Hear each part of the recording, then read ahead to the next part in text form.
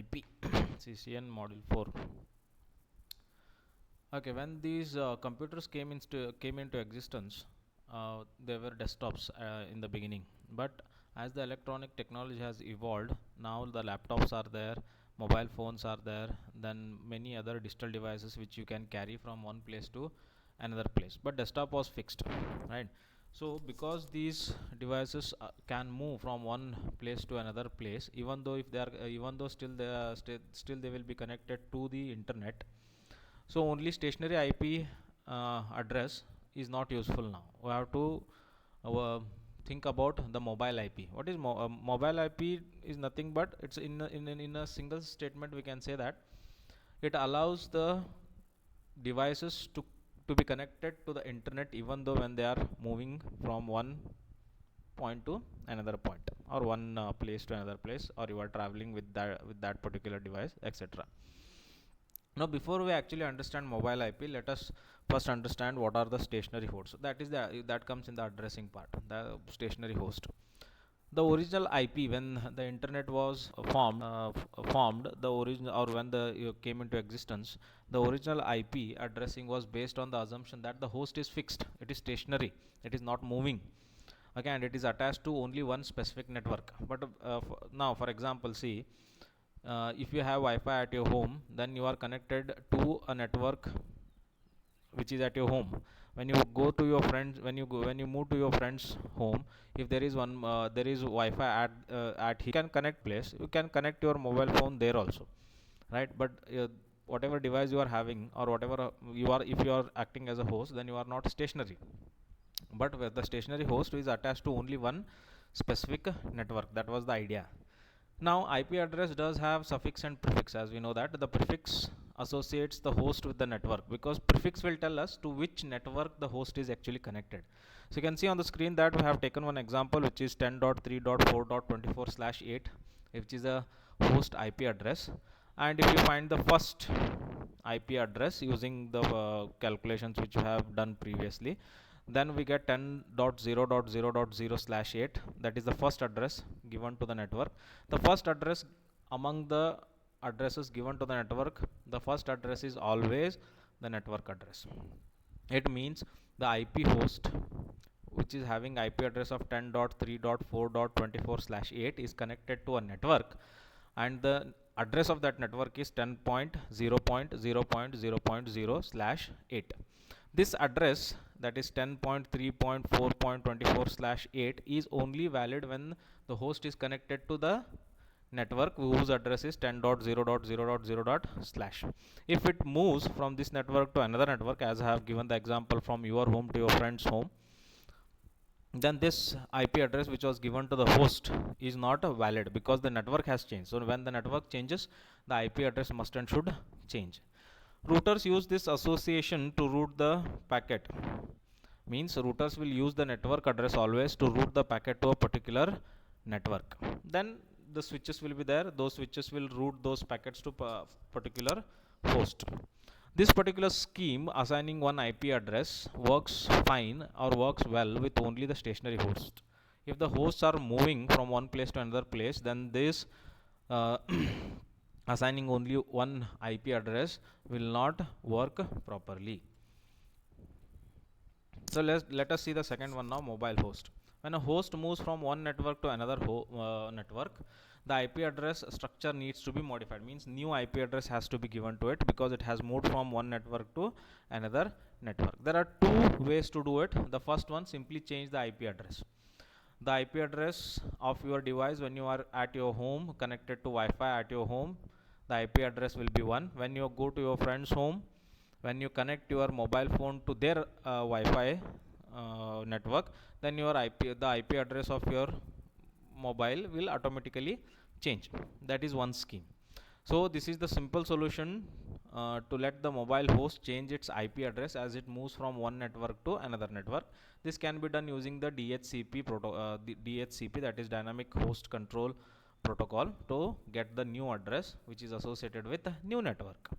Now what are the drawbacks here? There are some drawbacks with this particular technique. Number one, the configuration file has to be changed whenever you move to a new network. Obviously, because different network, you are moving into a different network. So if you move from one place to another place, you have to change many things like that.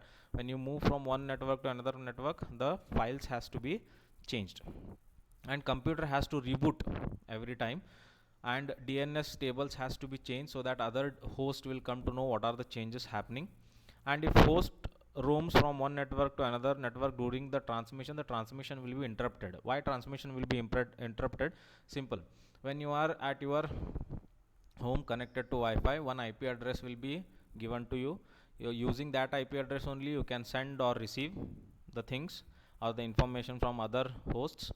When you move to a new network, a new IP address is given. So if already some pending information is to be delivered, or you are delivering some pending information to other host, then obviously you cannot use the old IP address, because already you have moved to the new network. So the transmission will be interrupted. So these are the some drawbacks which is there with the changing the address. So because of that, there is a second technique, which is, instead of giving only one address, means instead of directly changing the address, we'll have two addresses. Now when you are connected, now for very simple example, you can understand this. Assume you are at your home and you are connected to your Wi-Fi network. So one IP address is allocated to you, that is called the home address. So when you are at your home and when you are connected to Wi-Fi network of your home, then one IP address will be allocated to you, that will be your home address. When you go to your friend's home and when you connect to their Wi-Fi network, their one address will be allocated to you, that will be the temporary address, that is called as care of address. It means your home address will be fixed, it will never change.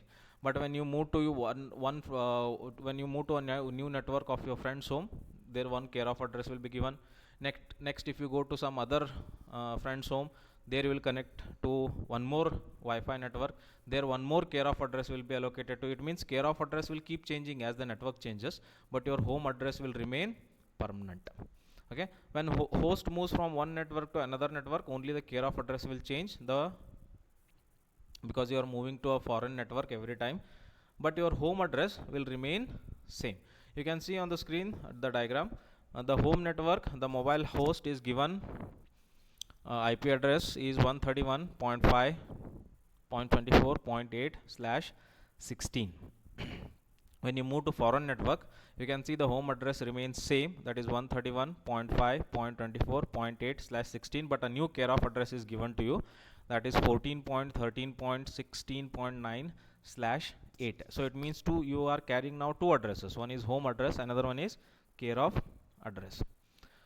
Now this addressing scheme will work perfectly when you identify the agents. So there will be two agents, remember, the agent at home and agent at the foreign network. So when you are connected to home network, there will be a home agent, and when you are connected to some foreign network, then you are connected to a foreign agent, because obviously a device has to be connected to a router, because router will connect your device to the internet. So when you are at home, the router which is connecting your device to the internet is called home agent, and the router which is connecting your device to the internet when you are in foreign network, that is called foreign agent. Okay, the home agent is usually the router which is attached to the home network of the mobile host. As I said, the home agent acts on the behalf of the mobile host when a remote host sends a packet to the mobile host. It means when somebody sends any packet to you, then the mobile agent or the router at your home will act on the behalf of your device. The home agent receives the packets and sends it to the foreign agent. If you have moved to a foreign network, remember, anyone who wants to communicate with you will never use the care of address in the beginning. They will always use the home address. So it means the packet will first come to your home, and from home it will come to the foreign network in which you are connected. So that is the work of the home agent. Now let us see the foreign agent. Foreign agent is usually a router which is attached to the foreign network. The foreign agent receives and delivers packet which is sent by the home agent. See, remember, the foreign agent will always communicate with the home agent. The mobile host can also directly act as a foreign agent. See what happens whenever you move to a different network, that is a foreign network, you have to find a foreign agent there. If you don't find a foreign agent there, then obviously you cannot communicate with the internet. So to solve this problem, your device can act as a foreign agent. It means in the foreign network, the foreign agent normally assigns you the care of address, but instead of that, you can assign a care of address by your own by using obviously the DHCP. Then that DHCP will assign a care of address to your mobile host, and that particular scheme is called collocated care of address. So what is the advantage of the collocated care of address? Is simple. You don't have to search for the foreign agent when you move to a foreign network. Your device can act as foreign agent. So that is the advantage. The disadvantage is that you have to carry as extra software so that your device can act as a foreign agent. It doesn't have to search for a foreign agent when it moves to a foreign network. So that is one of the not drawbacks you can say, but your mobile should have that software. To carry that software, your mobile host should have extra memory. Now the communication happens in three phases. You can see on the screen. So on the leftmost side, you have mobile host when at home. Then you are connected to a home agent when you are at home, and when the mobile host, after the moment you are connected to a foreign network. Remote host is the person who wants to communicate with you, either sending or receiving, that depends. So three phases. The first one is you have to discover the agent. There are two agents, right? Home agent and foreign agent. It means you have to discover the agent when you are at home, and when you move to foreign network, there also you have to identify one more agent, which is called foreign agent. Second one, you have to register. The third one, the data transfer. So these are the three phases which happen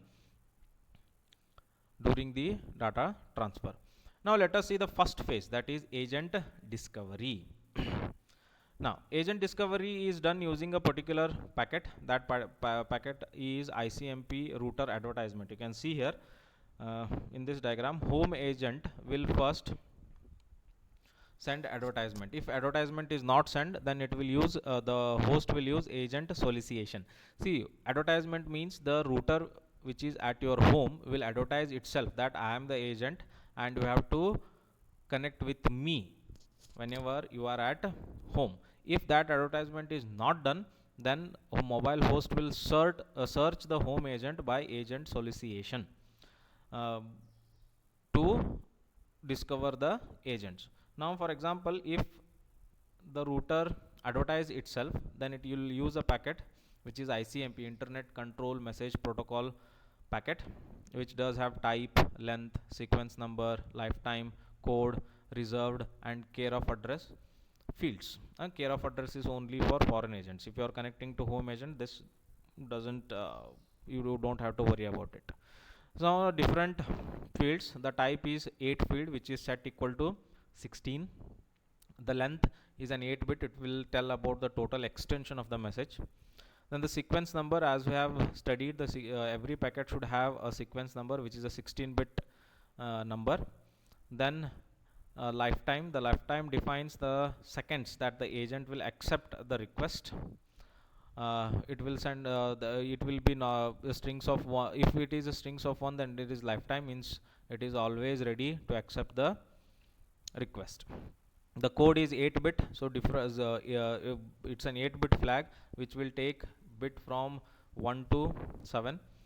You can see 0 means registration is required, 1 means agent is busy, 2 means agent acts as a home agent, 3 means agent acts as a foreign agent, etc, etc, etc. The care of address, this field contains the list of address available as a care of address. Your mobile host has to choose one of the address which it likes. It's like when you go for buying a SIM, then the shopkeeper will give you 10 different kinds of SIMs, and you will choose a fancy number. Like that, the care of addresses, lots of care of addresses will be available. Then your host will choose one of the care of addresses.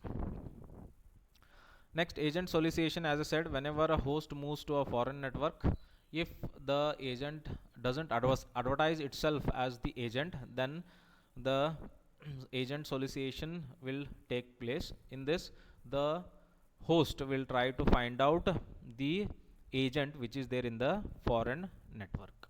that is agent solicitation. The second phase is registration. So once you find the agent, you have to register to that particular agent. Okay, after the mobile host has moved to a foreign network and discovered the a foreign agent, it must register. So there are four steps, four things which carried out. The mobile host must register itself with the foreign agent once it discovers. The mobile host must register itself with home agent also. So remember, registration, the discovery is done at the home as well as the foreign network. So registration is also done at the home as well as the foreign network. The mobile host must renew the registration if it is expired, because you will not be given infinite time to be registered with the foreign network. So if it is expired and still if you are in that network, it should be renewed. The mobile host must cancel its registration if you move from one network to another network, or if you return back to the home. Now registration request. A registration request is sent from the mobile host to the foreign agent. I can show you that. You can see the second phase, that is registration. The mobile host after moving is requesting the registration, number 5. You can see the number 5 there. Registration request is sent from the mobile host to the foreign agent. And you can see the 6. The foreign agent will also register on behalf of mobile host with the home agent. Then the home agent will send the registration reply to the foreign agent, and that foreign agent will send back the registration reply to the mobile host. It means once the mobile host moves to the foreign network, the registration request will be sent to the foreign agent, and on behalf of the mobile host, that registration is forwarded to home agent, and the home agent will also reply with the registration reply packet, that is 7, and foreign agent will also reply to the mobile host with the registration reply, that is number 8. You can see on the screen. So what kind of a packet it uses? This is the packet it uses for the registration. It will have type, flag, lifetime, home address, home agent address, care of address, identification, and extension. Type 8, it is again 8-bit field which defines the type of the message. If it is 1, then it is a request. If it is 0, it is a reply. Flag, it is an 8-bit and it defines the forwarding information. It can take 0 to 7 again. 0 means mobile host requests that home agent retain its prior or care of address. 1 means mobile host requires that home agent tunnel any broadcast message, etc. You can see the table is given there, which flags will take different values. Lifetime, again this is in the number of seconds. If the field is strings of zeros, the request message asking is deregistration. If the field is 1, then the lifetime is infinite. Home address, the address of your mobile home, that is the permanent address. Then home agent address, that is the router which is there at the home, that's address. Care of address is the address which is assigned to you whenever you move to a foreign network. Identification, this field contains 64-bit number that is inserted into the request by the mobile host and repeated in the reply to identify who is requesting and to whom the reply has to be sent. Extension is a variable field and which is normally used for authentication, because anybody cannot register to the home agent. There should be authentication. For authentication, extensions are used. So this is the registration reply. Once the request is sent, reply is sent using this. You can see the fields are almost same to the registration request. Now the third phase, that is the data transfer. So data transfer, we can divide the data transfer into 4 different steps. You can see on the screen the 4 different paths I have shown. So let us see one by one how these 4 things will work. Number 1, from remote host to home agent. Okay, now for example, a remote host wants to communicate with the mobile host. Remember, remote host is somebody who wants to communicate with you. You are carrying the mobile host which is moving from one network to another network. For example, now you are not in the home network, you are in some foreign network, and so that's why the figure shows that mobile host is in the foreign network and some remote host wants to communicate with you. But remote host doesn't know the care of address of yours, so because of that it doesn't use the care of address as the destination. First, it will add its own address as the source because it wants to communicate with you. So it's the remote host's address will be the source address, and destination address will be always the home agent address, even though you are not at the home network. So remote host will send the packet to the home agent. So that is from remote host to home agent, but you are not at the home. So that's why the second path, so second point, from home agent to foreign agent. You have already registered to home agent and the foreign agent. So home agent already knows to which foreign network you are connected, and in that foreign network who is the foreign agent. So whenever remote host sends the packet to the home agent, the home agent will forward it to the foreign agent. That is the second path. Now the third path, from foreign agent, it will be simply delivered to the mobile host. Then the fourth one, then the mobile host will send back the reply to the remote host. Obviously, here the home address of the mobile host will be added as the source, and the destination address will be the address of the remote host, because you are replying back to the remote host. So these are the four different steps which happens during the data transfer. There are some inefficiencies in the mobile IP. Number one, double crossing. For example, now what is double crossing? Now assume that you are not in the home network, you are connected to some foreign network. So in that foreign network only the remote host is there. It means you are in the same network of the remote host. It means the sender as well as the receiver are in the same network. But the problem is the remote host doesn't know that you are moved to its own network. So whenever it wants to communicate with you, it will send the packet to the home agent. So that packet has to travel through the internet and it has to reach the home agent. Then home agent will forward that packet back to foreign agent, and then it will deliver to the mobile host. It means the packet unnecessarily moves twice in the internet. So that is called double crossing. You can see the could be path there. Actually the packet should not move into the internet whenever the remote host as well as the mobile host is connected, or both are in the same network, but it happens. So that's why there is an inefficiency, and that inefficiency is named as double crossing. Now the second inefficiency is triangle routing. So in triangle routing is less severe compared to the double crossing, occurs when the remote host communicate with mobile host that is not connected or attached to the same network as the mobile host. It means remote host is somewhere else in some other network and you are in foreign network. So what happens here? A triangle is formed. How the triangle is formed? See, the remote host will first communicate with the home agent, from home agent to foreign agent, and from foreign agent it will be connected to the mobile host. But what should actually happen? The things actually the thing which should happen is, you can see the dotted line there, remote host should communicate with directly the mobile host instead of communicating from home agent to the foreign agent to the mobile host. So a triangle is formed there. So that is the triangle routing. That is the second inefficiency in the mobile IP. Then how to remove these inefficiencies? So there is a solution. So one of the solution is to remove this inefficiency is that to bind the care of address to the home address of the mobile host. For example, now assume that remote host wants to communicate with you.